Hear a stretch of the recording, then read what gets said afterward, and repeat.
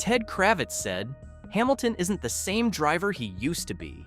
Maybe he's right, because the old Hamilton was great. But this new Hamilton, he might just be unstoppable. And after back-to-back performances in Imola and Monaco, the message is loud and clear. Lewis Hamilton didn't come to Ferrari for nostalgia. He came to destroy the grid. We're not saying he's winning the championship just yet, but if you've been watching the last two races closely, then you know something's changed. The hesitation is gone, the fire is back, and the SF25? It finally looks like a machine capable of keeping up with his ambition. Let's rewind. At the start of the 2025 season, there was buzz, excitement, and a lot of doubt. People expected a farewell tour, a graceful exit, maybe a podium here and there. But Hamilton had other plans. Even in early testing, you could see the signs, and nobody caught that better than Ted Kravitz. Back then, Ted pointed out something no one else did, a unique aeroprobe setup on Hamilton's SF25. At first glance, it looked like a simple data-gathering tool, but Kravitz knew better. He suggested that Ferrari wasn't just collecting data. They were building this car around Hamilton.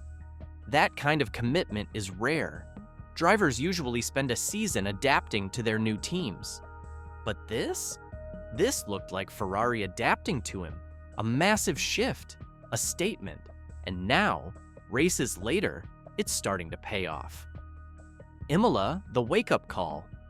Hamilton qualified ahead of both Aston Martins. He outpaced Sainz in multiple practice sessions. And most importantly, he looked confident again. Not just fast in clean air, but decisive in traffic. The kind of Hamilton who doesn't wait for strategy, he makes it work. Imola wasn't perfect. He didn't win. But that wasn't the point. The point was what we saw in the telemetry, in the braking zones, in the tire management. Hamilton wasn't just driving the SF25, he was starting to own it. After the race, even Kravitz seemed surprised. The tone changed. It wasn't just, Hamilton looks comfortable. It was, this is starting to feel dangerous. Monaco, the turning point. You don't judge a car in Monaco, you judge the driver. And Lewis Hamilton put on a clinic. Qualifying was tighter than ever, with Red Bull and McLaren all within a few tenths. But Hamilton managed to extract every inch out of that car, brushing the barriers, playing chicken with the curbs, dancing with chaos. That wasn't a veteran cruising. That was a warrior grinding for every advantage.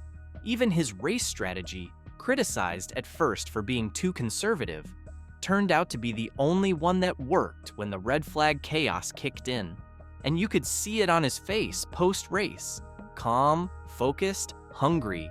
Hamilton knows what's coming, and so does Ted. The bigger picture, SF25 is taking shape. Let's talk about this car for a second, because it's not just about Hamilton being fast. It's about Ferrari finally delivering something stable. The corner exit instability from 2023 improved. The tire degradation better managed. The steering feedback and rear end control drastically better. Every major complaint Hamilton had in early testing is now being addressed, and it shows. The telemetry shows smoother throttle transitions. He's able to brake later and carry more mid-corner speed. This isn't just Ferrari making progress. This is Hamilton re-engineering their progress. You don't get this kind of evolution unless the team is listening closely. And make no mistake, Ferrari is all in on Hamilton. The psychological shift. There's something else we can't ignore, the body language. At Mercedes by the end, Hamilton looked tired, not physically, mentally. Tired of the politics, tired of the back foot strategies, tired of being ignored. But in red, he's walking different, talking different. You can feel it. He's lighter, but also sharper. And you can see the energy bounce off the engineers and strategists around him.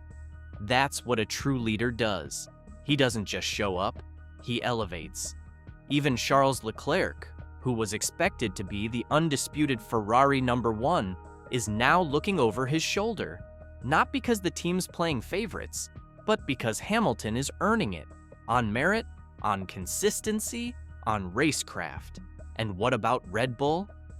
Max Verstappen is still the man to beat, let's be clear, but Red Bull is starting to show cracks. Setup windows are tighter, upgrades aren't delivering the same monster gains, and most importantly, Max isn't having fun anymore. You can hear it in the radio messages. You can feel it when the car isn't perfect. That untouchable aura from 2022 to 2023 is fading. And if Hamilton keeps this momentum going into Canada and Austria, we might have a fight on our hands. Don't forget McLaren has arguably the fastest development rate in the field. Norris and Piastri are no joke. And if Ferrari stumbles, it's McLaren who could capitalize, not Mercedes. But here's the twist. Hamilton doesn't need to beat Red Bull and McLaren right now. He just needs to stay close. Because when the summer break hits and development ramps up, you bet Ferrari's going to unleash a major upgrade package, with Hamilton's fingerprints all over it. And when that happens, everything changes. The Ted Kravitz effect. We circle back to Ted Kravitz not just because he made a smart observation in preseason, but because he set the tone. F1 is a sport of momentum and perception. When a respected analyst like Kravitz starts to doubt, it echoes through the paddock. But now, that same voice is being forced to rethink. He saw a data probe, now he's seeing a predator. And you know what that means? The grid is on notice because Lewis Hamilton isn't here to collect checks or take selfies in red. He's here for blood, for revenge, for legacy. This isn't a farewell tour. This is a final war. And if Ferrari keeps building him the right weapons, we could be witnessing the comeback of the decade. Maybe Ted was right. Hamilton isn't the same driver. He's better. So yeah, maybe it's still early. Maybe it's just a couple of good races. But let's be honest, this feels different. Hamilton isn't just back on form, he's building something. And if Ferrari keeps this momentum alive, this won't just be a comeback. This could be a legacy rewrite, a shot at that 8th title, a final chapter nobody saw coming. Ted Kravitz saw the signs early. He warned us. And now, everyone else on the grid should be watching their mirrors. Because Hamilton's not just chasing history, he's hunting it down. And if you thought he was done, you weren't paying attention.